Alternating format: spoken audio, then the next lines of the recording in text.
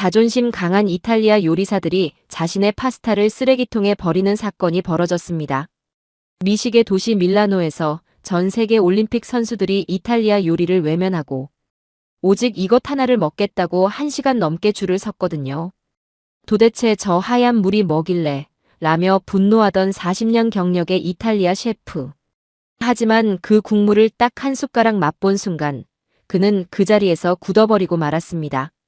이탈리아의 자랑 오소부코마저 무릎 꿇게 만든 한국의 72시간의 기적.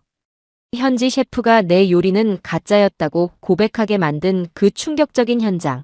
지금 바로 공개합니다. 잠깐 시작 전에 구독과 좋아요 한 번씩만 부탁드립니다. 여러분의 작은 응원이 더 좋은 이야기를 만드는 큰 힘이 됩니다. 저는 마르코 로시입니다. 밀라노에서 나고 자라 40년 동안 밀가루와 달걀 노른자의 황금 비율만 연구해온 늙은 요리사죠. 제 손은 반죽을 만질 때 가장 정직합니다. 밀가루의 수분 함량이 0.5%만 달라져도 손끝이 먼저 알아채거든요. 파스타 면을 뽑을 때 반죽이 보내는 신호를 읽는 것.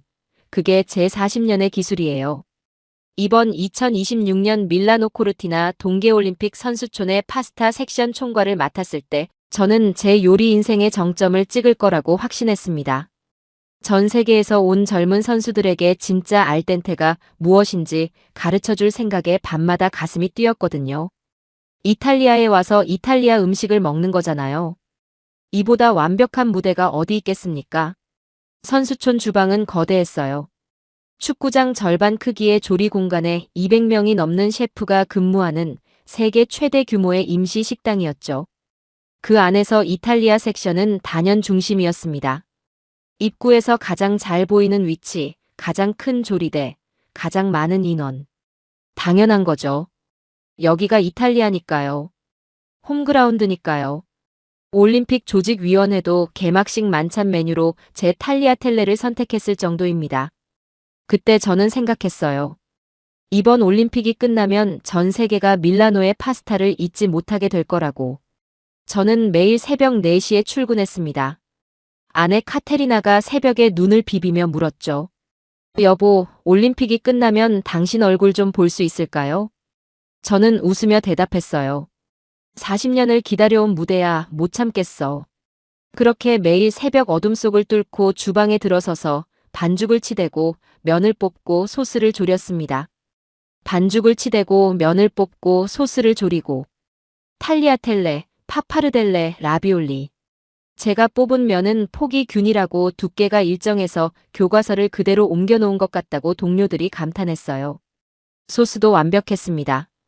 볼로네제에 들어가는 고기는 최상급 키아나 소를 직접 골랐고 토마토는 나폴리 인근에서 재배한 산 마르차노 품종만 고집했어요. 올리브유는 토스카나산, 파르미지아노 레지아노는 24개월 숙성. 타협이란 없었습니다. 40년 경력의 모든 것을 쏟아부은 제 인생 최고의 파스타였어요. 그런데 2월 17일, 그날 점심은 제 인생 최악의 모욕으로 기억됩니다. 사건은 식판 반납구에서 시작됐어요. 점심시간이 끝나갈 무렵, 저는 습관적으로 잔반통을 확인하러 갔습니다. 셰프라면 당연히 해야 할 일이거든요. 손님이 얼마나 남겼는지를 보면 그날 요리의 성적표가 나오니까요. 그런데 잔반통 앞에 서는 순간 저는 심장이 멈추는 줄 알았습니다. 제가 새벽부터 반죽해서 뽑아낸 탈리아텔레가 처참하게 버려져 있었거든요. 한두 접시가 아니었어요. 수십 접시의 파스타가 거의 손도 대지 않은 채 쓰레기통에 들어가 있었습니다. 소스는 완벽했고 면의 익힘 정도는 교과서 그 자체였는데 왜? 대체 왜? 이 귀한 음식이 이렇게 돼야 하는 건지. 마치 제 40년 인생이 통째로 버려진 것 같은 기분이었습니다. 셰프에게 자기 음식이 쓰레기통에 있는 걸 보는 것만큼 잔인한 일은 없어요. 그건 작품을 찢기는 화가의 심정과 같습니다. 저는 주방 보조 루이지를 붙잡고 소리쳤습니다. 도대체 선수들 입맛이 어떻게 된 거냐고요? 미각을 상실하기라도 한 건지. 이탈리아에 와서 이탈리아 음식을 안 먹으면 대체 뭘 먹겠다는 건지. 루이지는 어깨를 움츠리며 말했어요. 셰프님, 오늘 점심에 이상한 일이 있었어요. 선수들이 우리 쪽에 거의 안 왔어요. 개막 이후 처음이에요. 다들 아시안 푸드 코너 쪽으로 몰려갔다고요. 아시안 푸드 코너라고요? 선수촌 식당. 한쪽 구석에 있는 평소에는 사람도 별로 없던 그 조용한 코너 말인가요? 저는 젖은 손을 앞치마에 거칠게 닦으며 그쪽으로 걸어갔습니다. 그리고 제 눈에 들어온 건 제 40년 요리 인생에서 한 번도 본 적 없는 광경이었어요. 식당 반대편에서 웅성거리는 소리가 들려왔습니다. 단순한 소음이 아니었어요. 결승전을 앞둔 스타디움의 함성 같았죠. 그쪽으로 다가갈수록 소리는 커졌고 마침내 인파가 눈에 들어왔습니다. 프랑스, 미국, 캐나다, 노르웨이, 심지어 우리 이탈리아 선수들까지 길게 줄을 늘어서 있었어요. 세어보니 30명은 좋게 넘었습니다. 그들의 손에는 빈 그릇이 들려 있었고 눈은 오직 한 곳을 향하고 있었습니다. 커다란 쇠솥 하나를요. 쇠솥에서 하얀 김이 모락모락 피어올랐고 그 김 사이로 밀도 높은 뿌연 국물이 보였어요. 도대체 저 밋밋한 물이 뭐길래. 제 파스타는 쓰레기통에서 식어가고 있는데 저 정체불명의 하얀 국물 앞에 제 조국의 선수들이 줄을 서 있다니. 배신감에 이가 갈렸습니다. 이탈리아 땅에서 이탈리아 셰프의 코앞에서 이탈리아 선수들이 다른 나라 음식을 선택하다니. 이건 모욕이었어요. 저는 인파를 헤치고 나아갔어요. 그곳에는 제 사위이자 한국 측 조리 지원을 나온 한국이라는 나라에서 온 작은 체구의 청년 셰프. 제 사위 기훈이 땀을 뻘뻘 흘리며 국자를 놀리고 있었습니다. 여기서 한 가지 말씀드려야 할 게 있어요. 기훈은 제 딸 줄리아의 남편입니다. 한국에서 요리를 공부한 청년인데 줄리아가 유학 중에 만나서 데려왔죠. 저는 당연히 반대했습니다. 셰프의 딸이라면 최소한 이탈리아 셰프와 결혼해야 한다고 생각했으니까요. 기훈이 처음 우리 집에 왔을 때 저는 의도적으로 제 최고의 까르보나라를 만들어 내놓았어요. 먹어봐. 이게 진짜 요리야. 그런 신보였죠. 기훈은 다 먹고 나서 조용히 말했습니다. 맛있습니다, 장인어른. 하지만 다음에 제가 한국 요리를 해드려도 될까요? 건방진 녀석이라고 생각했어요. 하지만 줄리아가 완고했고 기훈이라는 녀석도 제 앞에서 한 번도 물러서지 않았습니다. 결국 3년을 버틴 끝에 결혼을 허락했지만 솔직히 기훈의 한국 요리를 인정한 적은 단 한 번도 없었어요. 명절에 기훈이 만들어 온 한국 음식은 늘 냉장고 구석에서 유통기한이 지나갔습니다. 그런 사위가 지금 제 코앞에서 영웅 대접을 받고 있었습니다. 그것도 제 파스타가 쓰레기통에 처박힌 바로 그날에요. 기훈의 충혈된 눈에는 지쳐 있으면서도 기묘한 자부심이 서려 있었습니다. 그 표정이 저를 더 화나게 했어요. 제가 40년간 쌓아온 자존심이 저 희뿌연 국물 때문에 산산조각 나고 있었으니까요. 저는 앞치마 끈을 고쳐 매며 다짐했습니다. 좋아, 저 국물의 정체를 밝혀내겠다. 분석하고 해부하고 결함을 찾아내겠다. 그래서 이 소란이 얼마나 허망한 것인지 증명해 보이겠다고요. 기훈에게 다가가서 소리쳤습니다. 지금 이게 무슨 소란이냐고요. 하지만 기훈은 고개조차 제대로 들지 못했어요. 그저 기계처럼 그릇에 하얀 국물을 담고 그 위에 얇게 썬 달걀 지단과 초록색 파, 그리고 검은 김가루를 올릴 뿐이었습니다. 한 그릇을 완성하는 데 채 10초도 안 됐어요. 옆에서 보조하는 한국 스태프 2명이 떡을 미리 삶아 그릇에 담아놓고 기훈이 국물을 붓고 고명을 얻는 시스템이었죠. 그 속도가 놀라울 만큼 정확했습니다. 기훈의 이마에서 땀이 줄줄 흘러 턱 끝에서 뚝뚝 떨어지고 있었어요. 저는 한 발짝 물러나서 냉정하게 관찰하기로 했습니다. 셰프는 감정이 아니라 분석으로 판단해야 하니까요. 화가 나더라도 일단 눈과 코와 혀로 확인하는 게 먼저예요. 그게 40년 셰프의 자세입니다. 줄을 선 선수들을 좀 더 자세히 관찰했어요. 이미 먹고 있는 선수들의 모습이 흥미로웠습니다. 그들은 하나같이 그릇을 두 손으로 감싸 쥐고 있었어요. 마치 추운 겨울에 핫초코 잔을 쥐듯이요. 그리고 국물을 한 숟가락 떠서 입에 넣는 순간 예외 없이 눈을 감았습니다.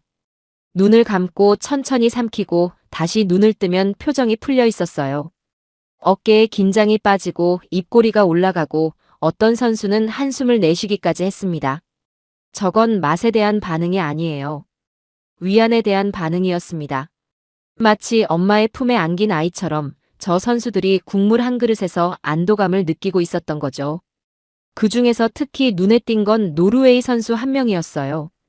덩치 큰 바이애슬론 선수였는데 그릇을 다 비우고 나서 조용히 눈물을 닦더군요. 동료가 왜 그러냐고 물으니까 할머니 수프 맛이 난다고 작게 대답했습니다. 저는 그 장면을 보고 묘한 기분이 들었어요. 음식이 사람을 울린다고요? 이건 단순한 음식이 아닐 수도 있겠다는 아주 작은 의심이 처음으로 싹 텄습니다.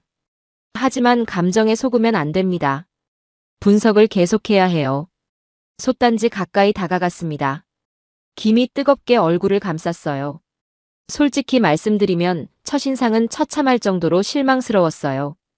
이탈리아 요리의 화려한 색감은 어디에도 없었거든요. 토마토의 붉은빛도, 바질의 초록빛도, 파르미지아노의 노란빛도 없는 그저 뿌옇고 밋밋한 숭늉 같은 흐릿한 빛깔이었습니다. 이탈리아 셰프에게 요리의 첫 번째 조건은 시각적 아름다움이에요. 눈이 먼저 먹고 코가 다음으로 먹고 혀가 마지막으로 먹는다. 이건 요리학교 1학년이 첫 수업에서 배우는 기본이거든요. 제 스승 안젤로 셰프는 늘 말씀하셨어요. 마르코, 접시 위의 색깔이 3가지 미만이면 그건 요리가 아니라 사료야. 그 가르침을 40년간 지켜왔습니다. 그 기준으로 보면 이 하얀 국물은 시각 테스트에서 이미 낙제점이었어요. 저런 밋밋한 걸 요리라고 내놓다니. 코웃음이 절로 나왔습니다. 그런데 이상한 일이 벌어졌어요. 솥에서 피어오르는 김이 제 코끝을 스친 순간 저는 본능적으로 숨을 깊이 들이쉬었습니다. 의식적으로 한 게 아니에요. 40년간 주방에서 훈련된 셰프의 코가 자동으로 반응한 거예요. 소믈리에가 와인 잔을 코에 가져가듯 셰프의 코는 스스로 움직입니다. 그리고 그 냄새에 저는 멈칫했어요. 낯선 향이었습니다.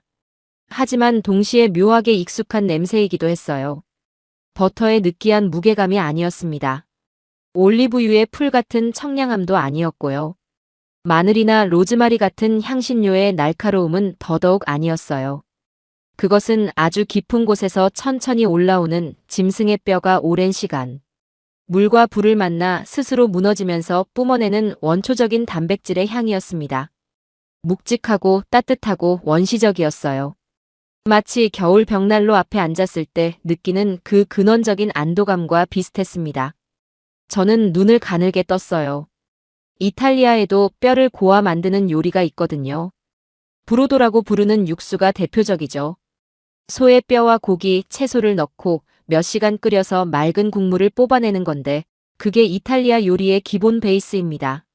리소토도 미네스트로네도 다 이 브로도에서 출발하거든요.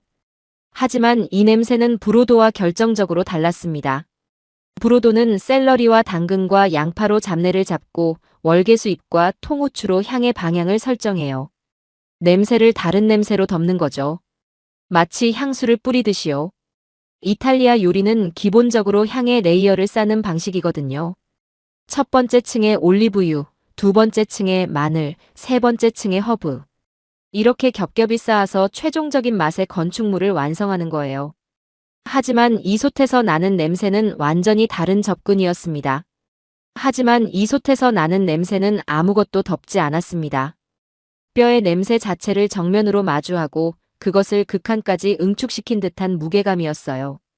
숨기지 않고 오히려 당당하게 내세우는 향. 이건 자신감이 없으면 절대 할 수 없는 방식이었습니다. 이건 뭐지? 셰프의 본능이 반응하고 있었어요. 머리는 부정하고 있었지만 코는 이미 뭔가를 감지하고 있었습니다. 40년간 수천 가지 재료의 냄새를 맡아온 이 코가 지금 처음 맡는 종류의 깊이를 감지한 거예요. 비유하자면 이랬습니다. 이탈리아 육수의 냄새가 수채화라면 이 냄새는 유화였어요. 같은 그림이지만 물감의 밀도와 두께가 근본적으로 달랐습니다. 그 차이가 코끝에서 분명하게 느껴졌고 그게 저를 불안하게 만들었어요. 혹시 내가 모르는 영역이 있었던 건 아닌가 하는 불안. 기운이 잠시 손을 멈추고 이마에 땀을 훔치며 저를 돌아봤어요. 장인어른 죄송해요. 지금 설명해드릴 시간이 없습니다. 보시다시피 전쟁터라서요. 그의 눈은 붉게 충혈되어 있었습니다. 아마 새벽부터, 아니 어쩌면 어젯밤부터 이솥 앞에 서 있었을 거예요. 하지만 그 피곤한 눈 속에 기묘한 빛이 있었어요. 자부심이었습니다. 제 앞에서 한 번도 감히 보여준 적 없는 요리사로서의 당당한 자부심. 건방진 녀석이라고 생각했습니다. 제 파스타가 버려지는 동안 자네는 이 뿌연 물로 영웅 놀이를 하겠다는 건가? 저는 이를 악물었어요. 하지만 코끝에 남은 그 냄새가 자꾸만 신경을 건드렸습니다. 머리로는 분노하고 있었는데 코는 자꾸만 소 쪽으로 돌아갔어요. 40년 경력의 코가 난생 처음으로 제 판단에 반기를 들고 있었습니다. 그 배신이 오늘 중 가장 당혹스러웠어요.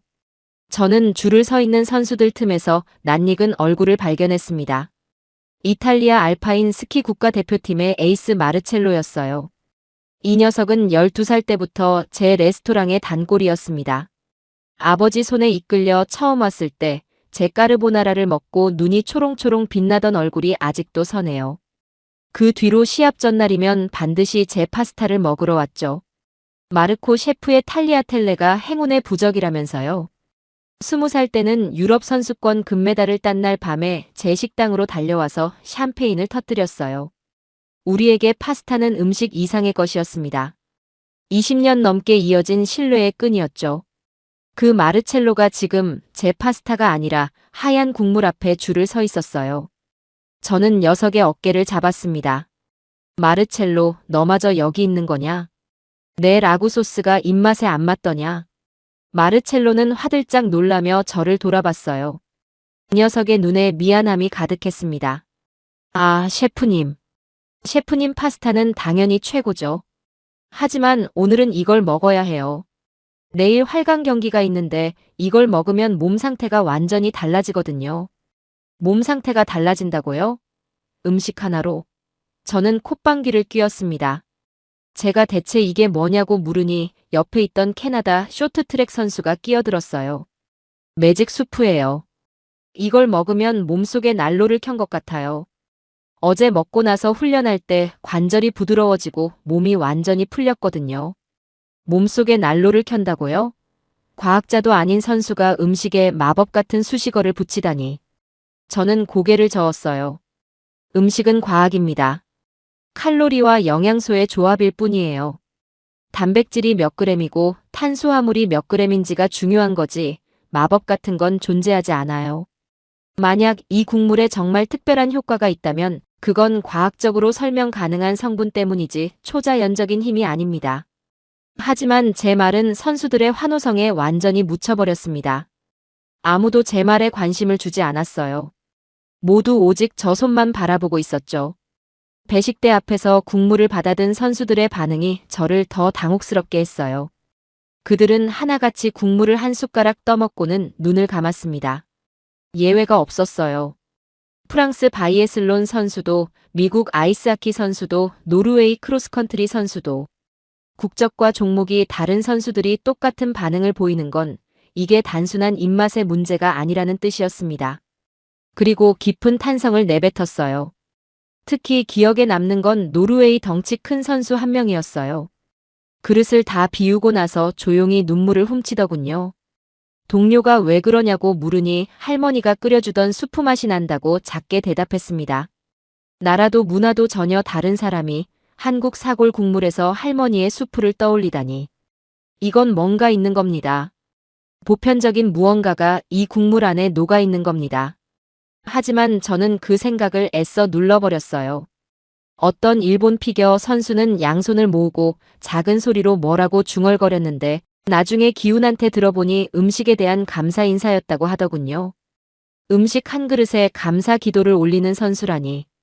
과연 이 하얀 국물에 무슨 비밀이 숨어 있는 건지. 마르첼로가 드디어 자기 차례를 받았습니다. 그 녀석은 자리에 앉지도 못하고 서서 국물을 후루룩 마셨어요. 이탈리아 사람은 음식을 소리내서 먹지 않습니다. 그건 우리 식문화에서 대단히 무례한 행위거든요. 어릴 때부터 귀에 못이 박히도록 듣는 말이 소리내지 말아예요. 하지만 마르첼로는 후루룩, 후루룩 소리를 내면서 마셨습니다. 예절을 잊을 만큼 집중하고 있다는 뜻이었죠. 아니, 예절 같은 건 이미 녀석의 머릿속에서 사라진 거예요. 그리고 녀석이 떡이라고 불리는 하얀 덩어리를 입에 넣고 오물거렸습니다. 그 순간 마르첼로의 표정이 변했어요. 눈이 커지고 씹는 속도가 눈에 띄게 느려지고 얼굴 전체에 행복감이 물결처럼 퍼지는 그 표정. 마치 오랫동안 잃어버렸던 무언가를 되찾은 사람 같았습니다. 녀석은 한참을 씹더니 조용히 중얼거렸어요. 이건 뇨끼보다 쫄깃해요. 씹을수록 단맛이 나요. 대체 뭘로 만든 거죠? 뇨끼보다 쫄깃하다고요? 제 뇨끼를요? 그 말이 비수처럼 가슴에 박혔습니다. 뇨끼는 감자와 밀가루를 반죽해서 만드는 이탈리아의 영웅 같은 음식이에요. 마르첼로, 너는 내 뇨끼를 먹으며 자란 아이잖아. 그런 내가 지금 다른 나라의 떡 앞에서 감탄하다니. 저는 지난 40년 동안 제 요리를 먹는 손님에게서 저런 표정을 본 적이 있었나 돌아봤어요. 솔직히 말하면 없었습니다. 제 요리를 먹은 손님들은 감탄하고 칭찬하고 만족했어요. 하지만 저런 표정은 아니었습니다. 마르첼로의 얼굴에 떠오른 건 미식가의 감탄이 아니라 어린아이 같은 위안이었어요. 음식이 주는 근원적인 포옹 같은 거였죠.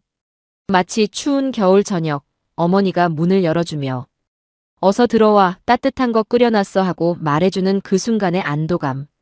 질투심이 불길처럼 타올랐습니다. 인정할 수 없었어요. 40년 경력의 셰프가 하얀 국물 하나에 질투를 느끼다니. 말이 됩니까? 저는 밀라노 최고의 셰프입니다. 대통령 만찬을 맡아본 사람이에요. 미슐랭 가이드에 3번이나 이름이 올라간 사람이라고요. 그런 제가 선수촌 구석에서 솥 하나 걸어놓고 국물 퍼주는 한국인 사위한테 밀린다고? 저건 분명 자극적인 조미료를 잔뜩 넣은 것일 거예요. MSG 같은 화학 물질로 혀를 속이는 거라고요. 그렇게 생각해야 마음이 편했습니다. 저는 스스로에게 그렇게 되뇌며 돌아섰지만 발걸음이 떨어지지 않았어요. 마르첼로의 그 표정이 자꾸 머릿속에서 맴돌았거든요. 돌아보니 마르첼로는 빈 그릇을 반납하면서 한국 스태프에게 서툰 영어로 뭐라고 말하고 있었습니다. 스태프가 활짝 웃으며 엄지를 치켜 세웠고 마르첼로도 따라 엄지를 들어올렸어요. 20년 넘게 제 레스토랑에 다니면서 단 한 번도 주방에 찾아와 인사한 적 없는 이 녀석이 한 그릇 먹고 감사 인사를 하고 있었습니다. 그 모습을 보는 게 칼로 베이는 것보다 아팠어요. 그래서 결국 저는 주방 안쪽으로 향했습니다. 기훈의 레시피를 직접 확인해서 이 소란의 정체를 과학적으로 낱낱이 밝혀내겠다고 마음먹은 거예요.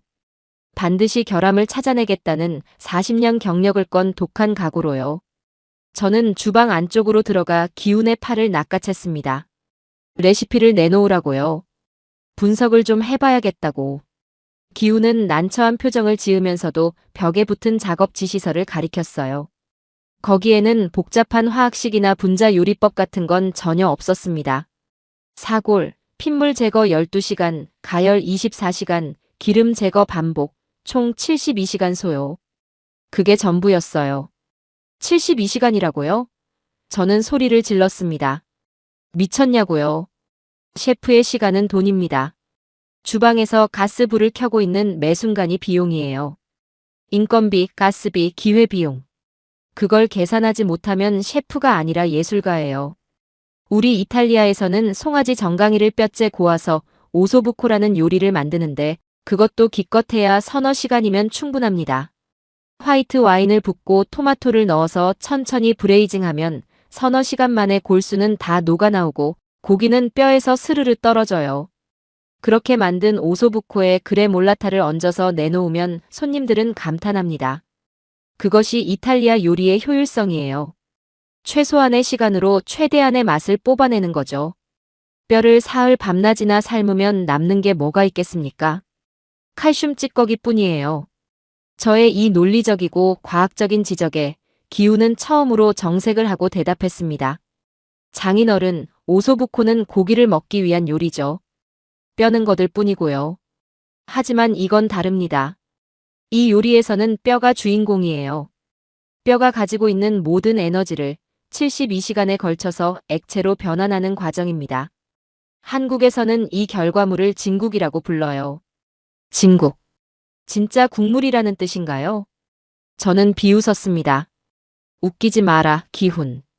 뼈는 뼈일 뿐이야. 그 안에 골수는 서너 시간이면 전부 추출돼. 그 이상은 미신이라고. 기훈은 고개를 저으며 말했어요. 장인어른은 골수만 생각하시는 거예요. 하지만 72시간이 뽑아내는 건 골수가 아닙니다. 뼈 조직 자체입니다. 콜라겐이 젤라틴으로 바뀌고 칼슘과 인이 물에 녹아들고 미네랄이 하나씩 풀려나와요. 그래서 국물이 뿌얘지는 거예요. 그게 실패가 아니라 완성입니다. 저는 반박하려다가 멈칫했어요. 콜라겐이 젤라틴으로 변한다고요? 그건 맞는 말이었거든요. 이탈리아 요리에서도 돼지 껍질이나 족발을 오래 끓이면 국물이 끈적해지는 건 잘 알려진 사실입니다. 콜라겐의 가수분해. 요리 학교에서 배운 내용이에요. 하지만 그걸 뼈에서 뽑아낸다는 발상은 한 번도 해본 적이 없었습니다. 저는 손 옆에 놓인 냄비를 하나 발견했어요. 기훈이 지난밤에 걸러낸 것이라며 보여준 겁니다. 뚜껑을 열어보니 식은 국물이 담겨 있었는데 저는 깜짝 놀랐습니다. 액체가 아니었거든요. 젤리처럼 단단하게 굳어 있었어요. 숟가락으로 떠보니 끊어지지 않고 탱글탱글 흔들렸습니다. 투명한 호박색의 젤리 덩어리. 이건 젤라틴의 농도가 일반적인 수준을 한참 넘어섰다는 뜻이었죠. 판젤라틴을 녹여서 만든 것도 아닌데 순수하게 뼈에서만 이 정도가 나왔다고요? 이건 불가능해. 뼈에서 이 정도의 젤라틴이 나온다고? 내가 40년간 알아온 요리 과학의 상식이 흔들리고 있었습니다. 장인어른, 그래서 72시간이 필요한 겁니다. 이건 단순히 오래 끓이는 게 아니에요. 처음 12시간은 핏물과 불순물을 제거하는 정화의 시간입니다. 찬물에 뼈를 담가서 피를 빼고 끓는 물에 한번 데쳐서 잡내를 날리고 깨끗이 씻어서 새 물에 넣어요. 다음 24시간은 뼈 속의 유기물이 천천히 빠져나오는 시간이고요. 마지막 36시간은 뼈 자체가 무너지면서 미네랄과 콜라겐을 내어주는 시간입니다. 3단계를 거쳐야 비로소 진국이 완성돼요. 3단계라. 저는 눈을 감았습니다. 이탈리아에서 와인을 만들 때도 발효 과정이 3단계로 나뉘어요.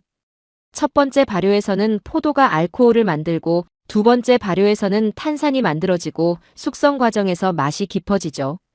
각 단계마다 와인의 성격이 완전히 달라집니다.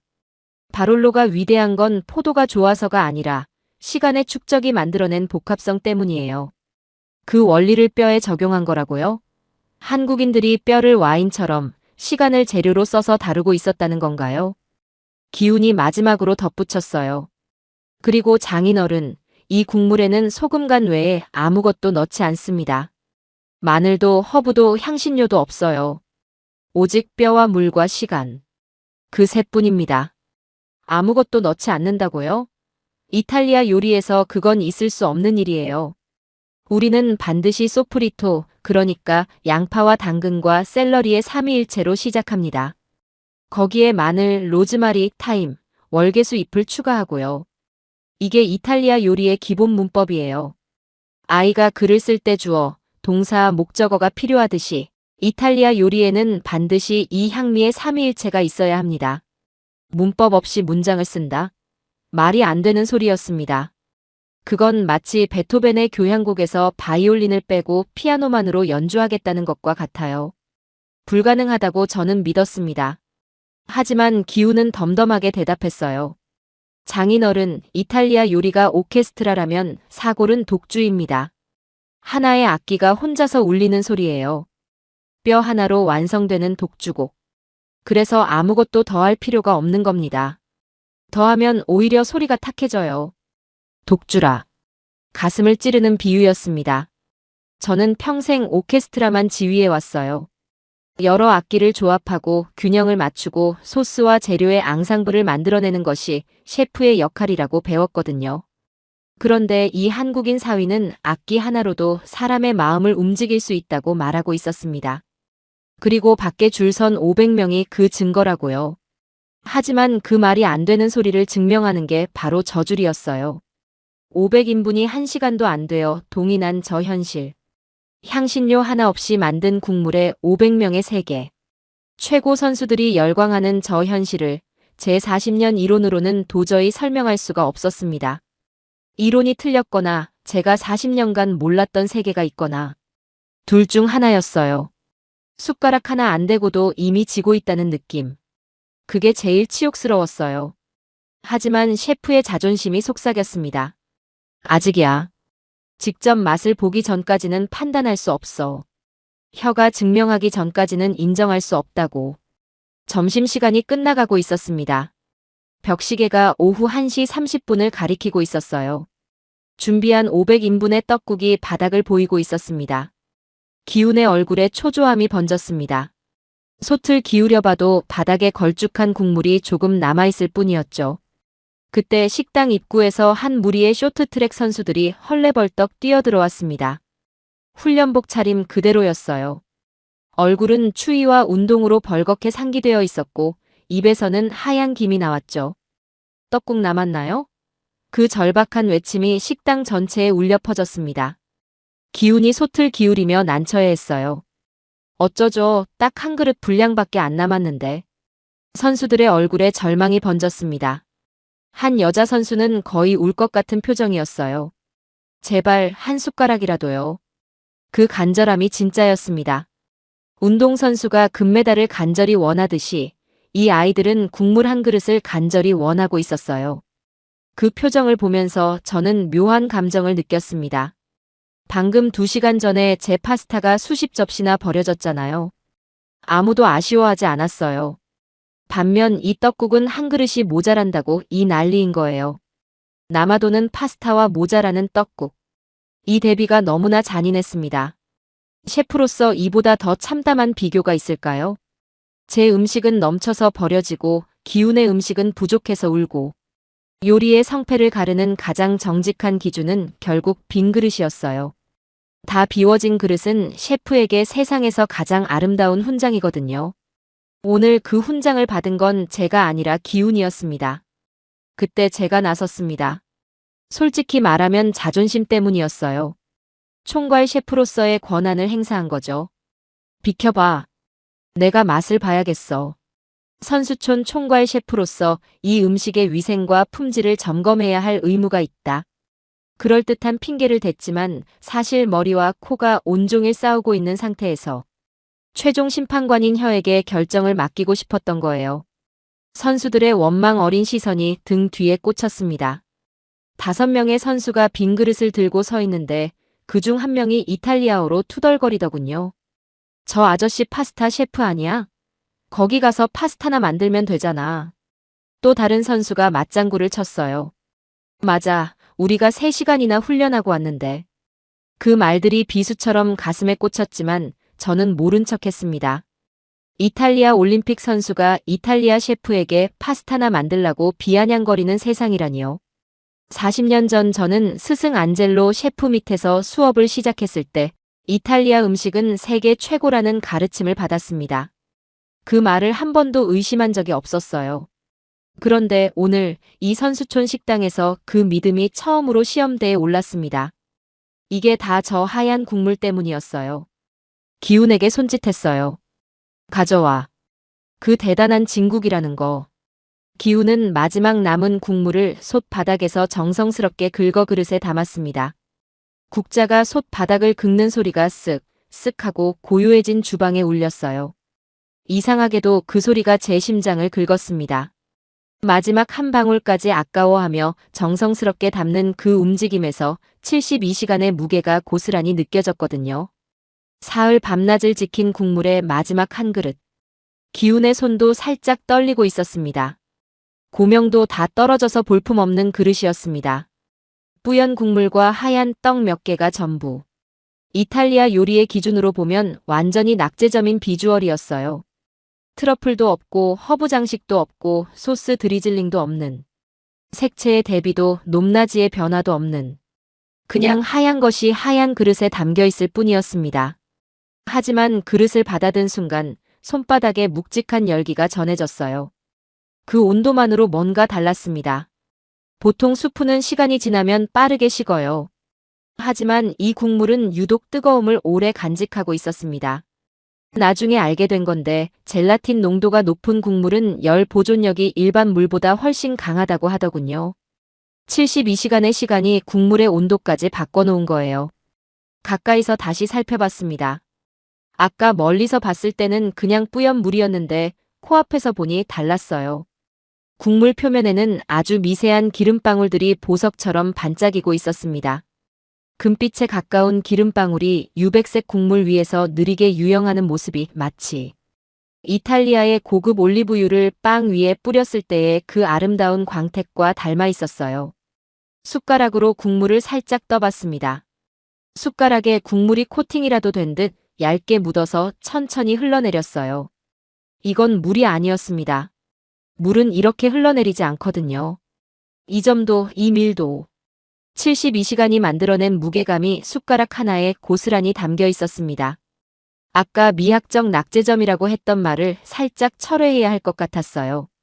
이건 화려하지 않지만 정직하고 단단한 아름다움이 있었습니다. 이탈리아 요리의 화려함이 드레스 차림의 파티라면 이 국물은 갓 세탁한 흰 셔츠 같았어요. 군더더기가 없는 깨끗한 품격. 그리고 김이 코끝에 닿는 순간 아까 솥에서 맡았던 그 향이 다시 밀려왔습니다. 이번에는 더 가까이서 더 진하게. 뼈가 녹아내린 원초적인 단백질의 향. 거기에 미세하게 섞인 곡물의 달콤함. 떡에서 올라오는 쌀의 향기가 사골 국물과 어우러져 묘한 조화를 이루고 있었어요. 숟가락을 들었습니다. 손이 미세하게 떨렸어요. 40년 경력의 셰프가 숟가락을 들면서 손이 떨리다니. 이건 제 요리 인생에서 처음 있는 일이었습니다. 미슐랭 심사위원 앞에서도 이렇게는 안 떨었고 대통령 만찬을 준비할 때도 이렇게는 안 떨었는데 지금 사위가 끓인 하얀 국물 앞에서 떨고 있었어요. 긴장한 건지 두려운 건지 아니면 이미 답을 알면서도 확인하기 싫은 건지 아마 셋 다였을 겁니다. 편견을 버리겠다. 40년의 경력도 이탈리아의 자존심도 스승 안젤로의 가르침도 전부 내려놓겠다. 오직 혀끝의 감각으로만 요리사의 순수한 미각으로만 판단하겠다. 저는 냉정한 심사위원의 눈빛으로 숟가락의 국물을 천천히 입술로 가져갔습니다. 주방이 조용해졌어요. 기훈도 보조 스태프도 줄 선 선수들도 숨을 죽이고 지켜보고 있었습니다. 500인분을 다 먹어치운 그 국물의 마지막 한 그릇이 지금 이 순간 40년 셰프의 혀 위에 올라가려 하고 있었어요. 입술에 국물이 닿는 순간 끈적할 정도로 진한 질감이 느껴졌습니다. 물이 아니었어요. 마치 최고급 크림 수프의 농도를 가진 투명한 액체랄까요? 그리고 국물이 혀 전체를 덮는 순간 저는 눈을 감을 수밖에 없었습니다. 감는 게 아니라 감겨버린 거예요. 몸이 먼저 반응한 겁니다. 머릿속에서 무언가가 폭발했어요. 이것은 맛이 아니었습니다. 이것은 시간이었어요. 72시간 동안 맹렬한 불과 싸우며 뼈가 뱉어낸 인내의 맛이었습니다. 오소부코의 소스에서 느끼던 그 감칠맛을 기억하시죠? 송아지 정강이뼈에서 배어나오는 그 깊은 풍미. 그것을 10배, 아니 100배로 농축해서 액체로 만든 느낌이었어요. 감칠맛이 혀 위에서 층층이 펼쳐졌습니다. 첫 번째 층은 고소함이었어요. 뼈의 골수가 녹아서 만들어낸 크리미한 고소함. 두 번째 층은 은은한 단맛이었습니다. 이건 설탕의 단맛이 아니에요. 콜라겐이 분해되면서 만들어내는 인공적으로는 절대 재현할 수 없는 자연의 단맛이었죠. 세 번째 층은 깊이였습니다. 그냥 깊다는 말로는 부족해요. 바닥이 보이지 않는 우물 같은 깊이. 한 숟가락을 삼켰는데 맛의 여운이 식도를 타고 내려가면서 계속 변주되고 있었습니다. 소금 간 외에는 아무것도 넣지 않았다는 기운의 말이 떠올랐어요. 믿을 수 없었습니다. 이탈리아 요리에서는 불가능한 일이거든요. 우리는 맛을 만들기 위해 재료를 더합니다. 올리브유, 마늘, 양파, 샐러리, 허브, 와인, 토마토. 최소 7가지 이상의 재료가 협조를 해야 하나의 완성된 맛이 탄생하죠. 그런데 이 국물은 뼈와 물, 소금. 딱 3가지로 이 모든 깊이를 만들어냈어요. 어떻게 가능한 건지. 답은 하나밖에 없었습니다. 시간이요. 72시간이라는 압도적인 시간이 재료의 수를 대체한 거예요. 이탈리아 요리가 재료의 다양성으로 복잡한 맛을 쌓는다면 한국의 사골은 하나의 재료에 극한의 시간을 투자해서 깊이를 판다. 그 차이를 혀가 정확하게 읽어낸 겁니다. 그리고 제가 아까 탁하다며 비웃었던 그 뿌연 빛깔의 의미도 이해가 됐어요. 이건 실패한 육수의 탁함이 아니었습니다. 뼈가 완전히 용해되어 국물과 하나가 된 것. 콜라겐이 젤라틴으로 변하고 골수가 녹아 유화되면서 만들어진 자연의 크림이었던 거예요. 이탈리아의 콩소메가 불순물을 제거해서 맑음을 추구한다면 한국의 사골은 불순물조차 시간의 힘으로 맛으로 바꿔버리는 거였습니다. 걸러내는 요리와 녹여내는 요리. 방향이 정반대였어요. 위장으로 국물이 넘어가자 식도부터 따뜻한 기운이 쫙 퍼져나갔습니다. 선수들이 몸속에 난로를 켠 것 같다고 했던 게 과장이 아니었어요. 진짜 몸 안에서 불이 켜지는 느낌이었거든요. 겨울의 선수촌 주방은 항상 쌀쌀했는데 한 숟가락의 등줄기까지 따뜻해졌습니다. 이건 칼로리의 따뜻함이 아니었어요. 콜라겐이 몸을 감싸는 포옹 같은 따뜻함이었습니다. 이어서 숟가락에 걸린 하얀 떡을 씹었어요. 저는 뇨끼를 평생 만들어 왔습니다. 감자와 밀가루로 만든 뇨끼의 포슬포슬한 부드러움이 세상에서 가장 완벽한 식감이라고 믿어왔죠. 뇨끼가 입안에서 살살 녹을 때의 그 행복. 그걸 넘어서는 식감은 없다고 40년간 확신해왔어요. 하지만 이 떡은 제 확신을 산산조각 냈습니다. 이빨이 들어가는 순간 떡이 저항하듯 탄력으로 튕겨냈어요. 아직 안 돼, 더 힘을 줘 라고 말하는 것 같았죠. 힘을 주니까 이번에는 부드럽게 갈라지면서 이빨을 감싸 안았습니다. 뇨끼가 부드러운 키스라면 이 떡은 열정적인 포옹이었어요. 쫀득하게 늘어나다가 끊기는 순간 다시 찰지게 달라붙는 그 식감. 씹을수록 배어나오는 곡물의 단맛이 사골 국물의 감칠맛과 어우러져 완벽한 밸런스를 이뤘습니다. 쌀이 만들어낼 수 있는 식감의 극한이었어요. 뇨끼에게 미안하지만 이 떡이라는 녀석은 식감의 차원이 다른 존재였습니다. 뇨끼가 입안에서 사라지는 음식이라면 이 떡은 입안에서 대화하는 음식이에요. 씹을 때마다 다른 식감을 보여주거든요. 첫 번째 씹기에서는 탄력, 두 번째에서는 쫄깃함, 세 번째에서는 찰진 부드러움. 이 변주가 가능한 건 쌀이라는 재료 덕분이었어요. 밀가루는 글루텐으로 탄성을 만들지만 쌀은 전분으로 점성을 만듭니다. 둘은 근본이 다른 식감이었던 거예요. 저는 숟가락을 놓을 수 없었습니다. 체면도 셰프의 위엄도 다 잊었어요. 그릇을 두 손으로 들어올려 남은 국물을 마지막 한 방울까지 들이켰습니다. 입술에 묻은 국물을 혀로 훔치고도 아쉬워서 숟가락으로 그릇 바닥을 긁었어요. 기운이 솥 바닥을 정성스럽게 긁던 그 동작을 제가 무의식적으로 그대로 따라하고 있었습니다. 그릇을 내려놓았을 때 제 눈가가 촉촉해져 있었어요. 왜 눈물이 나는지 저도 몰랐습니다. 아니, 알면서도 인정하기 싫었던 거예요. 이 국물이 저한테 보여준 건 맛이 아니라 제가 40년간 놓치고 있었던 요리의 본질이었거든요. 저는 40년 동안 어떻게 하면 더 화려한 소스를 만들까? 어떻게 하면 더 비싼 재료를 구할까? 어떻게 하면 더 예쁜 플레이팅을 할까만 고민해왔어요. 트러플 오일을 한 방울 더 떨어뜨리고 금박을 살짝 올리고 마이크로 허브로 장식하고. 그게 요리의 정점이라고 믿었습니다. 하지만 이 하얀 국물은 그 모든 화려함을 비웃고 있었어요. 뼈 하나를 72시간 동안 지키는 것.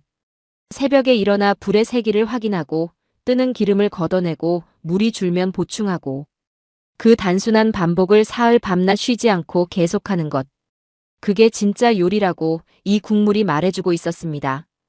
화려한 기교가 아니라 시간과 정성. 그 단순한 진리를 저는 64년을 살면서 처음 깨달은 겁니다. 뇨끼를 만들 때 감자를 으깨는데 3분이 걸립니다. 파스타 반죽을 치대는데 15분.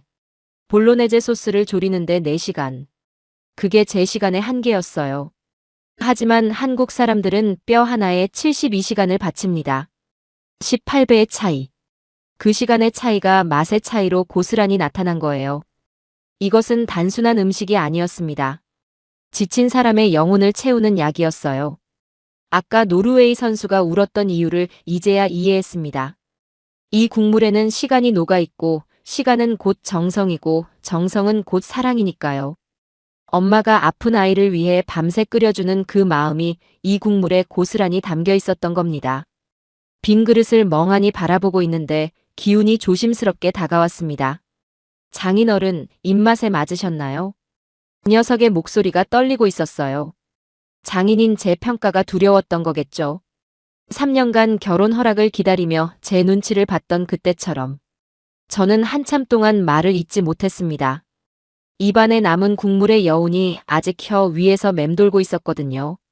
사라지지 않는 맛이었어요. 보통 음식은 삼키면 맛이 끝나잖아요. 짧은 쾌락이죠. 하지만 이 사골 국물은 삼킨 뒤에도 입안 전체에 얇은 막처럼 남아서 계속 맛을 전해주고 있었습니다. 마치 좋은 와인이 입안에 남기는 긴 피니시처럼요. 와인 세계에서 피니시가 길다는 건 최고의 찬사거든요. 입안에서 30초 이상 여운이 남으면 그건 위대한 와인이라고 부릅니다. 이 사골 국물의 피니시는 30초가 아니라 3분은 됐어요. 이탈리아 요리에서 이 정도 여운을 가진 식재료는 24개월 숙성 파르미지아노 레지아노밖에 떠오르지 않았습니다. 저는 천천히 입을 열었습니다. 기훈, 한국에서는 이걸 언제 먹는다고 했지? 기훈의 얼굴이 환해졌어요. 설날에요, 장인어른. 한국의 새해 첫날, 가족이 모두 모여서 이 떡국을 먹습니다. 이걸 먹어야 비로소 나이를 한 살 더 먹는다고 생각하거든요. 나이를 먹는다고요? 저는 그 말에 전율을 느꼈습니다. 이탈리아에서 나이를 먹는다는 건 그저 늙어가는 것을 의미했거든요. 생일에 케이크 촛불을 끄면서 또 한 살이네 하고 한숨 쉬는 거. 그게 우리의 방식이에요.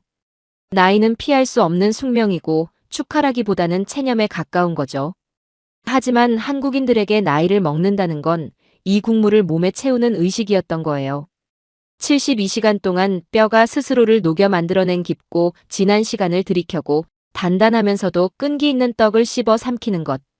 그들은 물리적인 시간이 아니라 내면의 성숙을 먹고 있었던 겁니다. 한 해를 버틸 힘과 인내와 따뜻함을 국물 한 그릇에 담아서 온 가족이 함께 나누는 거예요. 기운이 덧붙였어요. 한국에서는 설날 아침에 온 가족이 식탁에 둘러앉아서 함께 먹습니다. 할머니부터 손자까지 세대 네대가 한 솥의 국물을 나눠 먹는 거죠. 같은 국물을 마시면서 한 해의 건강과 행복을 비는 겁니다. 같은 국물을 나눠 먹는다. 그 말이 심장을 찔렀어요. 이탈리아에도 비슷한 문화가 있거든요. 크리스마스에 할머니가 만든 라자냐를 가족이 함께 먹는 것. 그때의 그 따뜻함, 그 유대감, 그 안도감. 그게 한국인들에게는 이 하얀 국물이었던 거예요. 형태는 다르지만 마음은 같았습니다. 가족을 향한 사랑이 담긴 한 그릇. 그건 이탈리아나 한국이나 다르지 않았어요. 그러니까 오늘이 설날이었군요. 기훈이 왜 이렇게 필사적으로 500인분을 준비했는지 비로소 이해가 됐습니다. 이건 단순히 선수들에게 음식을 제공하는 게 아니었어요. 타양에서 설날을 맞은 한국 선수들에게 집의 맛을, 어머니의 마음을 전해주는 거였던 겁니다. 그리고 그 따뜻함이 국경을 넘어서 다른 나라 선수들의 마음까지 녹인 거예요. 식당은 이제 조용해지고 있었습니다. 하지만 그곳에 남은 공기는 아까와 달랐어요. 떡국을 먹고 나간 선수들의 뒷모습에는 힘이 넘쳐 보였습니다. 어깨가 펴지고 걸음이 가벼워지고 얼굴에 생기가 돌아 있었죠. 한국 쇼트트랙 선수들은 서로 어깨동무를 하며 밝게 웃고 있었고 아까 울었던 노르웨이 선수는 동료에게 내일 경기 잘할 수 있을 것 같다고 말하고 있었어요. 한 그릇의 국물이 선수들의 몸과 마음을 동시에 충전시킨 겁니다. 내 파스타는 그들에게 탄수화물을 주었지만 기운의 떡국은 그들에게 영혼을 채워주었어요. 가슴이 아팠습니다. 자존심이 상해서가 아니에요. 제가 40년간 놓치고 있었던 것이 너무나 선명하게 보여서 아팠어요. 허세를 부리고 비싼 재료를 자랑하고 접시 장식에 매달리는 동안 정작 음식의 본질인 마음은 비워두고 있었다는 걸 깨달아서 아팠습니다. 저는 제 주방 쪽을 돌아보았어요. 파스타 냄비 위에 화려한 소스들이 줄지어 있었습니다. 스테인리스 냄비가 형광등 아래서 차갑게 빛나고 있었어요. 비싼 트러플 오일, 수입산 포르치니, 버섯, 24개월 숙성 치즈, 사프란 가루. 한 병에 몇십 유로씩 하는 재료들이 진열장처럼 늘어서 있었죠. 그 옆으로 시선을 돌리니 기운의 빈솥이 보였습니다. 바닥에 하얀 자국만 남은 투박하고 낡은 쇠솥. 화려한 건 아무것도 없었어요. 하지만 그 빈솥에서는 아직도 따뜻한 김이 가느다랗게 올라오고 있었습니다. 72시간의 온기가 쉽게 식지 않는 거죠. 그 김을 보면서 생각했어요. 진짜 가치 있는 건 비싼 재료가 아니라 꺼지지 않는 불 앞에서 보낸 시간이었다고. 그동안 내가 본질을 잊고 기교에만 매달렸던 건 아닐까? 72시간의 기다림 없이 4시간 만에 만들어내는 소스에 너무 안주했던 건 아닐까? 비싼 재료로 부족한 시간을 대체하려 했던 건 아닐까? 그 질문들이 가슴을 쿵쿵 때렸습니다. 40년 전 요리를 시작했을 때의 제가 떠올랐어요. 그때는 비싼 재료 같은 건 없었습니다. 양파와 토마토와 올리브유, 그 3가지로 세상에서 가장 맛있는 수프를 만들겠다고 땀을 흘렸죠. 언제부터 저는 재료의 가격으로 요리의 가치를 매기기 시작한 걸까요? 기운의 사골 국물은 뼈와 물과 시간, 이 3가지로 500명의 영혼을 채웠습니다. 제가 잃어버린 초심이 저 빈솥 안에 있었어요. 기운을 돌아봤어요. 그 녀석은 솥을 씻고 있었습니다. 500인분을 담아낸 빈솥 안쪽을 수세미로 정성스럽게 문지르는 모습이 마치 공연이 끝난 뒤 악기를 닦는 연주자 같았어요. 도구를 사랑하는 사람만이 할 수 있는 손길이었습니다. 그 녀석의 손이 거칠었어요. 새벽부터 72시간 동안 불 앞에 서 있었으니 당연하겠죠. 하지만 그 거친 손이 솥을 다루는 모습은 참 다정했습니다. 결혼을 반대하던 3년 동안 저는 이 녀석의 이런 모습을 한 번도 본 적이 없었어요. 아니, 보려고 하지 않았던 거겠죠. 편견이라는 안대를 쓰고 있었으니까요. 그 모습을 보면서 저는 결심했어요. 오늘 이 주방에서 40년 셰프의 고집을 내려놓겠다고. 배울 게 있으면 배우겠다고. 64살이라고 배움이 끝나는 건 아니니까요. 저는 기운의 어깨를 꽉 잡았습니다. 그 녀석이 깜짝 놀라 저를 올려다봤어요. 기훈, 지금 당장 거래처에 전화해. 그 녀석의 눈이 커졌습니다. 네. 무슨 문제라도 있으세요? 아니, 문제가 아니야. 속뼈를 구해야 해. 우리 이탈리아 섹션에서 쓰는 송아지 정강이뼈 말고 사골용 다리뼈를 있는 대로 전부 가져오라고 해. 그리고 한국산 쌀떡도 공수해라. 뇨끼 말고 이 떡이어야 해. 발음이 어려우면 내가 전화할까. 기훈의 눈이 휘둥그레졌어요. 장인어른 설마 직접 끓이시겠다는 건 아니죠. 저는 앞치마 끈을 고쳐 매며 말했습니다. 내일 아침 메뉴에 추가할 거다. 이름은 서울의 아침이라고 하지. 밀라노 올림픽 선수촌에서 이탈리아 셰프가 끓인 한국식 사골 떡국. 이탈리아의 불과 한국의 뼈가 만나는 요리. 세상에 이보다 멋진 조합이 어디 있겠나.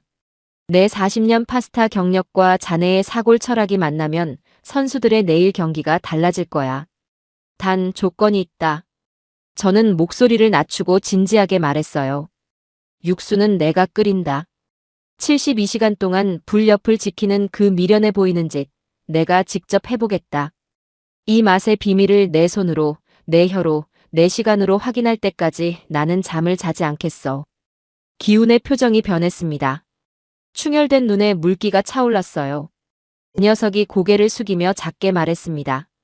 네, 셰프님. 제가 불 조절 당번을 서겠습니다. 처음으로 저를 장인어른이 아니라 셰프님이라고 불렀어요. 그 호칭의 변화가 의미하는 바를 저는 알았습니다. 사위로서가 아니라 동료 요리사로서 인정받았다는 뜻이었죠. 아니, 거꾸로인지도 모릅니다. 제가 기훈을 동료 셰프로 처음 인정한 순간이었으니까요. 저는 기훈의 빈 떡국 그릇을 제 파스타 접시 옆에 나란히 놓았어요. 빨간 토마토 소스가 묻은 하얀 접시와 하얀 국물 자국이 남은 하얀 그릇. 이탈리아와 한국이 처음으로 같은 높이에서 마주보는 순간이었습니다. 아니, 솔직히 말하면 파스타의 화려함이 떡국의 깊이 앞에서 고개를 숙이는 순간이었어요. 제 파스타는 눈을 즐겁게 했지만 기훈의 떡국은 영혼을 채웠으니까요. 어느 쪽이 진짜 요리인지 텅 빈 떡국. 그릇과 가득 남은 파스타 접시가 잔인할 만큼 명확하게 대답해주고 있었습니다. 그날 저녁 저는 퇴근하지 않았습니다. 기훈이 가져온 사고를 받아들었어요. 투박하고 무거운 소다리뼈. 이탈리아 셰프가 평생 다뤄본 적 없는 종류의 뼈였습니다. 오소부코에 쓰는 송아지 정강이뼈는 날렵하고 예쁘장하거든요. 하지만 이 사골은 투박하고 묵직했어요. 마치 거장의 조각 작품 같았습니다. 손에 쥐었을 때의 그 무게감이 마치 운명처럼 느껴졌어요. 이 뼈 안에 72시간의 기적이 잠들어 있다고 생각하니 경외감마저 들었습니다. 저는 가장 먼저 뼈를 찬물에 담갔어요. 핏물 제거가 첫 번째 과정이라고 기훈이 알려줬거든요. 뼈 속에 남아있는 피와 불순물을 천천히 빼내는 작업. 12시간이 걸린다고 했습니다. 12시간이요. 파스타 면을 뽑는 데는 30분이면 충분한데 사골은 준비 과정만 12시간입니다. 이 시간의 격차가 바로 아까 혀가 느낀 맛의 격차였던 거예요. 기다리는 동안 기훈과 나란히 앉아 이야기를 나눴습니다. 5년 만에 처음으로 사위와 제대로 된 대화를 한 거예요. 기훈이 말했어요. 한국에서는 어머니들이 설날이 되면 며칠 전부터 사골을 준비한다고요. 밤새 끓이면서 중간중간 일어나 기름을 걷어내고 물을 보충하고. 그게 어머니의 사랑이라고.